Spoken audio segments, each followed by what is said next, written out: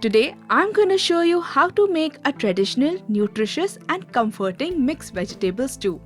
First, take 2 cups of water in a vessel and heat it. Add the chopped vegetables. Here I'm taking 2 cups of bottle gourd, that is dudi, 1 cup of sweet potato, 1 cup of pumpkin, and half a cup of drumstick, cut into 3-inch pieces and slit. Add 4 to 5 chopped green chilies. Cover the vessel with a lid and let the vegetable boil for about 10 to 15 minutes until they are cooked well. The veggies look soft and cooked nicely.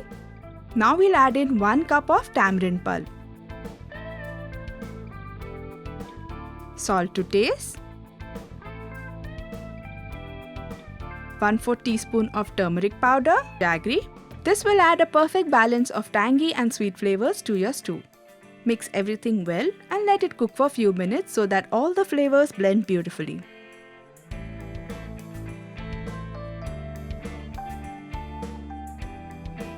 Next, it's time to prepare the tempering. Heat 1 tablespoon of oil in a pan. Add a teaspoon of mustard seeds, half teaspoon of fenugreek seeds, and 4 to 5 red chillies. Nicely roast them until they turn aromatic. Now pour this tempering into the vegetable stew. Rice slurry by adding in 1 tablespoon of rice flour along with some water. Mix it well.